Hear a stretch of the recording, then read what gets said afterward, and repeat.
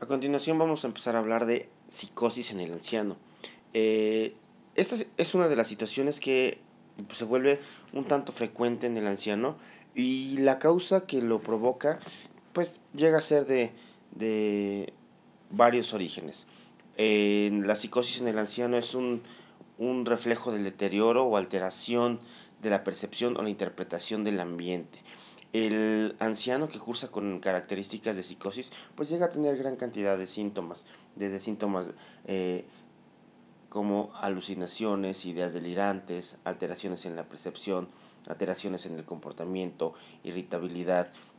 Sin embargo, es importante identificar cuáles son las causas que están originando este tipo de comportamiento. Si bien esta condición es una de las situaciones presentes en gran cantidad de padecimientos como trastornos psicóticos como esquizofrenia, uso de sustancias, delirium, trastorno bipolar o incluso depresión en el anciano, no todos van a presentar esta sintomatología. No es una de las características propias del envejecimiento, es una característica de una degeneración neuropsiquiátrica. En el anciano siempre va a ser importante investigar una causa médica que esté generando esto y este tipo de problema. Estos síntomas psicóticos, pues bueno, no se presentan con la misma frecuencia en la población general que en el anciano. En el anciano puede ser secundario a gran cantidad de causas, desde situaciones metabólicas hasta situaciones vasculares. Se ha visto que hay alteraciones a varios niveles y hay principalmente deterioro de las cortezas frontal y temporal, cambios neuroquímicos, déficits sensoriales, deterioro cognitivo. En el anciano, los déficits sensoriales tienen gran influencia en la presencia y la manifestación de los síntomas, dado que el paciente que cursa con un déficit como lo pudiera ser, ya sea visual o auditivo, va a empezar a interpretar el medio externo de una manera diferente y va a empezar a generar un pensamiento y unas ideas totalmente distintas a lo que normalmente podría generar si es que tuviera los sentidos adecuados. Otra de las situaciones, pues bueno, los cambios farmacocinéticos, los medicamentos que están siendo utilizados para la polifarmacia o para los múltiples en polifarmacia y para los múltiples padecimientos que llega a sufrir, pues puede generar también una alteración metabólica que lo haga propenso a sufrir este tipo de situaciones. Y pues dando como resultado una polifarmacia, sabemos que la interacción medicamentosa pues altera no solamente el funcionamiento del medicamento en el organismo, sino también la respuesta que el organismo tiene ante el uso de ciertos medicamentos. Hoy en día sabemos que todas estas alteraciones son generadas a nivel de los sistemas dopaminérgicos, serotoninérgicos, noradrenérgicos, entre otros. Y esto es lo que da lugar a la presencia de los síntomas positivos o los síntomas negativos. Los síntomas positivos por alteración en la dopamina y los síntomas negativos por alteración también de la dopamina, pero en la región prefrontal. También hay afectación a nivel de las áreas de la memoria, a nivel de las áreas de la atención, a nivel de las áreas del lenguaje, y esto va a dar lugar a pues esta presencia de síntomas. En el anciano, cuando presenta los síntomas psicóticos, pues no solamente viene las ideas o la presencia de las ideas, sino también todas las situaciones como en el comportamiento, alteración en el sueño, alteración en el apetito, que pueden generar pues una gran disfunción. Pero bueno, ¿qué es lo que vamos a ver en el anciano cuando lo estamos atendiendo? Tenemos que buscar todos esos factores que están influyendo para la presencia de los síntomas, como el uso de los medicamentos, la presencia de infecciones, si la enfermedad es aguda o es crónica, y determinar si los síntomas psicóticos son parte de la demencia. En este paciente anciano, pues obviamente a mayor edad, mayor fragilidad a nivel cerebral, y esto va a dar por consecuencia que el cerebro sea lábil a tener algún tipo de alteración neuroquímica y por consecuencia síntomas de tipo psicótico. Y como ya había comentado previamente, pues los síntomas clave para la presencia de la psicosis es alucinaciones, ideas delirantes, pensamientos confusos y perturbados, y sobre todo la falta de insight o autoconciencia, la dificultad que existe para darse cuenta de que estos síntomas son generados en el organismo de uno mismo y no son alteraciones propias del medio externo. Las, eh, las alucinaciones sabemos que pueden ser a nivel de todos los sentidos, pueden ser visuales, auditivas, táctiles, olfativas y gustativas. Sin embargo, las visuales y las auditivas son más de tipo psicótico por algún padecimiento psiquiátrico, y las táctiles, olfativas y gustativas pueden ser secundarias a lesiones orgánicas, a tumoraciones, a epilepsia, entre otras. Y es por eso importante pues identificar ese tipo de situaciones.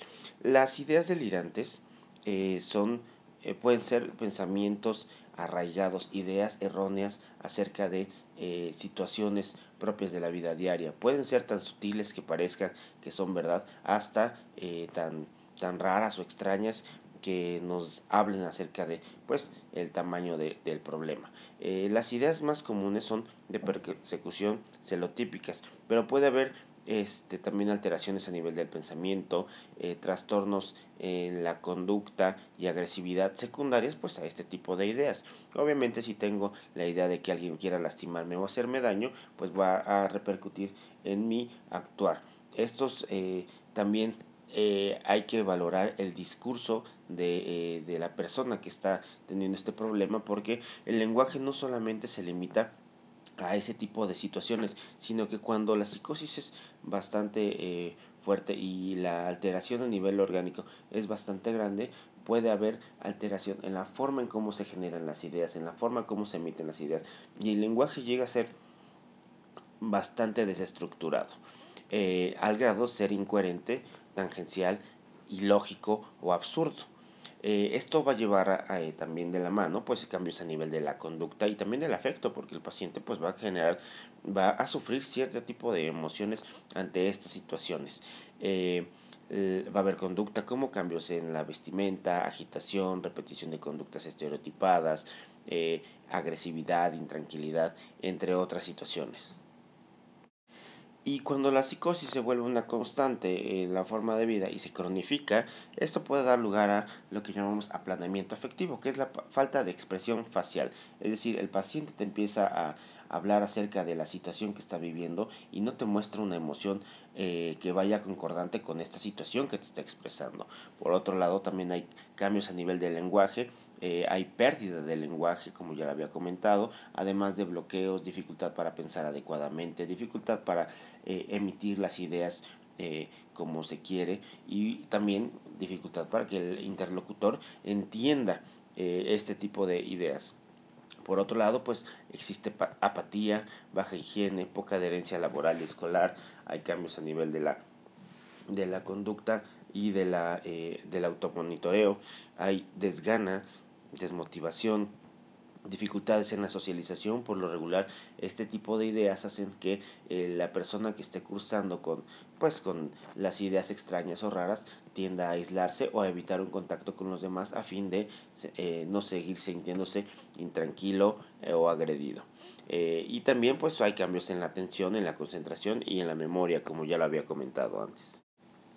Y de la misma forma que los otros padecimientos, pues debemos identificar si la manifestación de los síntomas es de primera vez eh, o ya se ha manifestado en otras ocasiones, y cuáles han sido las características de este tipo de manifestación, para así poder dar un diagnóstico lo más acertado posible. Cuando el paciente cursa con esquizofrenia, trastorno bipolar o depresión de muchos años, pues bueno, la historia clínica nos va a ayudar a identificar cuál es el origen del padecimiento.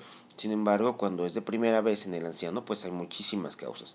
Puede ser desde demencia, un síndrome confusional agudo, inducido por sustancias, por la polifarmacia, entre otras situaciones. Además de identificar el diagnóstico en cada uno de nuestros pacientes, pues debemos tener en cuenta cuáles son las áreas que están interactuando para la presencia de estos síntomas. Y en el caso de la psicosis, las áreas que actúan y que se sabe que están fuertemente involucradas pues son el área nigroestriatal, mesolímbica, mesocortical y infundibular. Y estas son las que tienen gran cantidad de dopamina y son las áreas dopaminérgicas que están generando pues la constante secreción de dopamina. También esto repercute en la afectación al área prefrontal, al sistema límbico, al tálamo, en la forma de cómo se integran todas las ideas, al hipotálamo, en amígdala, al cerebelo y entre otras estructuras. El área nigroestriatal comprende el núcleo caudado y el putamen, el sistema mesolímbico, el área tegmental ventral y sustancia negra del núcleo accumbens, sistema mesocortical, la tubera infundibular. Estas son las áreas que van a mandar la señalización para poder generar todas las actividades propias de juicio, de atención, concentración, memoria, de la presencia de, para poder discriminar entre la realidad y la irrealidad. Y estas, bueno, pues son las áreas que están altamente involucradas. Estas áreas, bueno, pues, ¿qué es lo que pasa? Hay un aumento en la sensibilidad de receptores de dopamina en el estriado. Y se ha visto que principalmente dopamina D2 es la que está involucrada en la presencia de los síntomas psicóticos. Es por eso que los medicamentos que se utilizan para disminuir esta sintomatología, la sintomatología de tipo psicótico, actúa casi siempre a este nivel. Y hay otros receptores como D1, D2, D3, D4 que también tienen injerencia en la presencia de los síntomas. Sin embargo, D2 es el que más actúa. La corteza prefrontal, pues bueno, es la que da la posibilidad de identificar las situaciones sociales, lo que puedo realizar y lo que no puedo realizar. En el paciente psicótico, pues hay dificultad para identificar entre lo positivo, lo negativo, entre lo bueno y lo malo, y es lo que da lugar a que haya dificultad para la interacción con los que hay alrededor. Obviamente también estas áreas tienen una influencia muy fuerte en los síntomas cognitivos y en la presencia de problemas a nivel de la memoria y del lenguaje. La serotonina es otro de los neurotransmisores que ha estado altamente relacionada con la presencia de los síntomas depresivos, sin embargo psicóticos, sin embargo no es la primera, pero esto se relaciona por la forma en cómo actúa el LSD, que es un antagonista de 5-HT o de serotonina.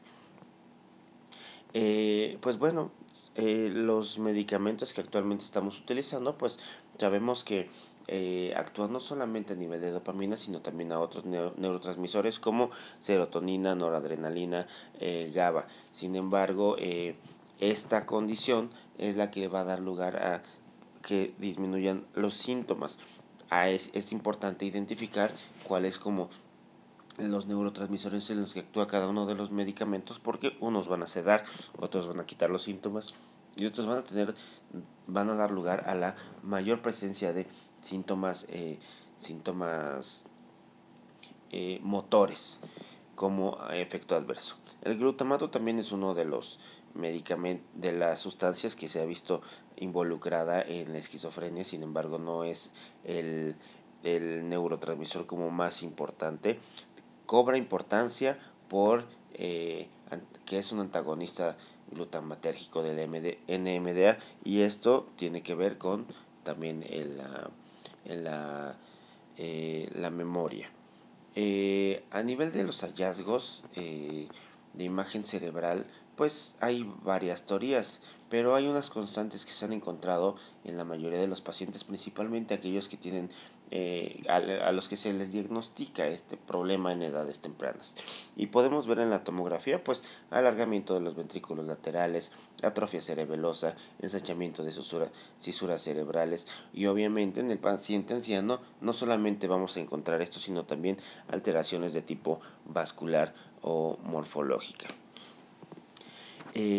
Pues hay muchas situaciones que pueden generar psicosis en un anciano. Ya habíamos hablado de demencia, ya habíamos hablado de polifarmacia, de enfermedades, infecciones, entre otras. Puede ser también esquizofrenia, trastornos delirantes. Es muy difícil encontrar un trastorno delirante primario o psicosis aguda en el anciano, porque por lo regular sus problemas son secundarios a otro tipo de situación. Y tenemos que identificar pues cuáles son las características de cada uno de los padecimientos que están englobados dentro de el espectro de la esquizofrenia, dado que las características de cada padecimiento son totalmente distintas en cuestión de calidad de síntomas, cantidad de síntomas y sobre todo en el tiempo en el que se presenta. No es lo mismo tener un trastorno psicótico de 2-3 días como lo pudiera ser un trastorno psicótico breve a una esquizofrenia que dura muchísimo tiempo. Entonces el psicótico breve dura hasta un mes, el esquizofreniforme hasta 6 meses y esquizofrenia 6 meses o más. El trastorno esquizoafectivo junta síntomas de tipo afectivo como si fuera una depresión con síntomas psicóticos. Sin embargo, todos estos síntomas entran en los primeros días, trastornos delirantes con un tipo de idea específica, entre otros, o la psicosis secundaria a causa médica. Hay un diagnóstico que es de personalidad y pues se ha visto que tiene mucho que ver con la presencia de los síntomas psicóticos, y ese es el trastorno esquizotípico de la personalidad, en el que el paciente pues presenta ideas de referencia, creencias extrañas o raras, esta experiencia perceptiva y no habitual, pensamientos o discursos extraños, y que se ha tomado como a síntomas prodrómicos para el inicio de este padecimiento psicótico o esquizofrenia. Otro de los padecimientos es trastorno delirante y se divide en muchos de acuerdo a las características. Puede ser de tipo erotomaníaco, tipo de grandeza, celotípico, persecutorio, somático o de tipo mixto. Debe haber la presencia de uno o más delirios en un mes o más de duración.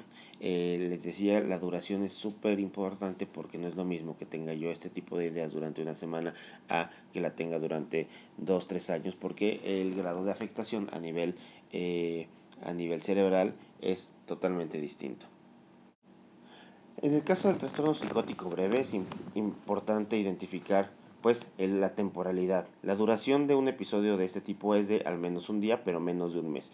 Y va a ir acompañado de la presencia de ideas delirantes, alucinaciones, discurso desorganizado, comportamiento muy desorganizado. Y pues va a desaparecer con tratamiento y también va a ser disminuido durante los primeros días de la presencia de los síntomas. El trastorno esquizofreniforme dura como mínimo un mes, pero menos de 6 meses.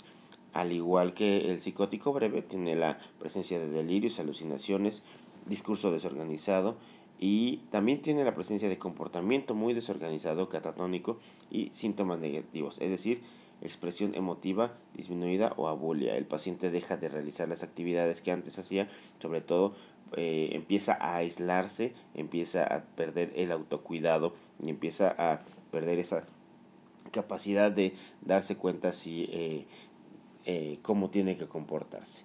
Otro de los síntomas psicóticos, que es el más conocido y es el que desafortunadamente ha sido muy estigmatizado, es la esquizofrenia, con la presencia de delirios, alucinaciones, discurso desorganizado, cambios en el comportamiento, síntomas negativos, pero estos persisten durante un mínimo de 6 meses. En el anciano es sumamente difícil identificar esquizofrenia que se origina en ya edades avanzadas. Sin embargo, puede ser un síntoma, un padecimiento que tenemos que investigar. Cuando los síntomas psicóticos con estas características se presentan en el anciano, por lo regular es secundario a algún tipo de deterioro cognitivo o algún tipo de demencia. Y obviamente no es lo mismo que haya un episodio agudo a que haya gran cantidad de episodios agudos, porque cada episodio agudo va a generar alteración a nivel cerebral. Sobre todo va a haber intoxicación a nivel cerebral. La esquizofrenia de inicio temprano pues se da en la mayoría de las personas, y eso se da en etapas tempranas de la vida. Y hay otro tipo de esquizofrenia que es llamada de inicio tardío, que se presenta después de los 40 años. Y muy tardío, que es sumamente raro después de los 60. Bueno, las diferencias principales son que la esquizofrenia de inicio tardío se caracteriza por menor cantidad de síntomas negativos, menor desempeño neuropsicológico y mejor respuesta a antipsicóticos. Mientras más joven te dé esquizofrenia, pues va a ser más deteriorante. Y la esquizofrenia de inicio muy tardío va a haber deterioro sensorial asociado. Ya habíamos comentado que la pérdida de algún sentido pues va a generar síntomas psicóticos, o va a ser propenso al anciano a tener síntomas psicóticos. Aislamiento social, gran probabilidad de alucinaciones visuales, poca probabilidad de trastorno formal del pensamiento, poca probabilidad de aplanamiento afectivo, gran riesgo de desarrollo de discinesia tardía y afectación principalmente de mujeres. Otra de las situaciones es trastorno esquizoafectivo. Este junta síntomas del estado de ánimo con trastornos psicóticos y puede ser de tipo bipolar, depresivo y catatonia. Este es uno de los diagnósticos finos que hay que hacer.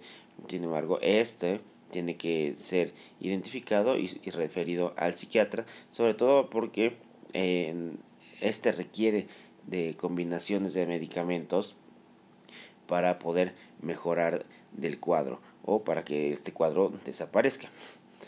El trastorno psicótico inducido por sustancias o medicamentos es de lo más común que pueda haber en el anciano, sobre todo porque pues hay gran cantidad de toma de medicamentos, y estos medicamentos pueden alterar el metabolismo o pueden también estar teniendo sinergia y generar pues la presencia de los síntomas.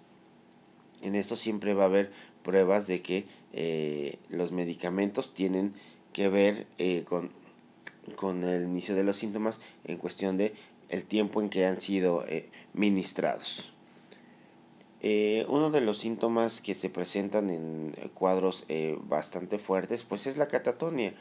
Es una situación de estupor presente en las personas psicóticas. No todos la presentan, sin embargo esta situación pues nos habla de la gravedad del problema. Puede ser desde estupor hasta presencia de agitación, irritabilidad, intranquilidad, agresividad, entre otras, ¿no? En el anciano que ha perdido la capacidad auditiva o visual, pues se presenta el síndrome de Charles-Bonnet, que son personas que tienen dificultad para ver y tienen presencia de alucinaciones visuales. Por eso ya hablaba desde hace rato, es que tiene mucho que ver la presencia o ausencia de déficit sensorial para la presencia de los síntomas. En el síndrome de Charles-Bonnet pues hay alucinaciones visuales complejas, conciencia autocrítica de las alucinaciones, es decir, la persona puede darse cuenta que esas son parte del producto de su mente. No se presentan alucinaciones en otras modalidades sensoriales, siempre son unas específicamente, y no hay ideación delirante del contenido de las alucinaciones, es decir, la persona que sufre esta situación entiende que esto es parte de su organismo. Su organismo es el que está generando pues la presencia de toda esta sintomatología. Hay que diferenciar todos estos síntomas de otro tipo de padecimientos. Hay que hacer una buena historia clínica, hay que identificar cuál es el origen de estos problemas, porque muchas veces se da un diagnóstico erróneo. Tener psicosis de un mes no es lo mismo a tener esquizofrenia. Sin embargo, en el anciano es muy común que médicos de otras especialidades den este tipo de diagnóstico antes de identificar los síntomas de una manera un poco más exhaustiva. Hay otro tipo de patología como el delirio de Ekbom, que es el delirio parasitario. El problema con este delirio, en el que el paciente tiene la sensación de que animales están invadiendo su cuerpo, es que llegan, antes de llegar con el psiquiatra, van a gran cantidad de médicos, ya sea por lesiones, por rascado, por lesiones por lavado o algún otro tipo de problema. Y al psiquiatra es el último médico con el que acuden, porque a decir de ellos pues están infectados o infestados por parásitos, a pesar de que el médico pues no los ve. El identificar qué medicamentos está consumiendo mi paciente va a ayudar a saber si esta es la causa del problema o puede ser la causa del problema. Y hay muchos grupos de medicamentos que pueden iniciar este, este proceso de síntomas psicóticos. Es por eso también súper importante pues dar hacer hincapié en la identificación de uso de medicamentos o sustancias psicoactivas. En el paciente anciano pues es a mayor edad, mayor probabilidad de tener demencia, y cuando tienes demencia pues tienes un gran riesgo de tener psicosis. Y es por eso importante pues identificar si cuando presentan psicosis de primera instancia en el anciano, presentan también deterioro cognitivo o deterioro en las funciones mentales, y si es que lo han presentado, porque muchas veces se confunde y también se minimiza esta presencia de síntomas. Otro de los problemas pues en la demencia de tipo Alzheimer hay presencia de ideas paranoides. En la demencia secundaria, enfermedad de Parkinson, también presencia de ideas paranoides, principalmente celotípicas. En la demencia vascular puede haber alucinaciones, ideas delirantes, problemas del comportamiento, cambios, agitación, entre otras cosas. En el paciente anciano que cursa con demencia puede haber superposición de demencia con delirium, o puede haber también presencia de síndrome confusional agudo secundario a alguna otra causa médica. Entonces también es importante identificar el momento en cómo se están presentando todos los síntomas que nuestro paciente está padeciendo. Y obviamente pues todo esto lo vamos a saber mediante el diagnóstico. Un diagnóstico adecuado en nuestros pacientes pues va a ayudar a identificar los síntomas y sobre todo a poder canalizar a nuestro paciente cuanto antes para darle la mejor atención y así evitar un mayor problema.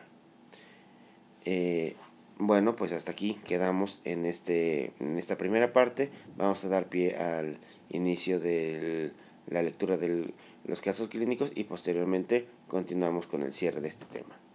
Gracias.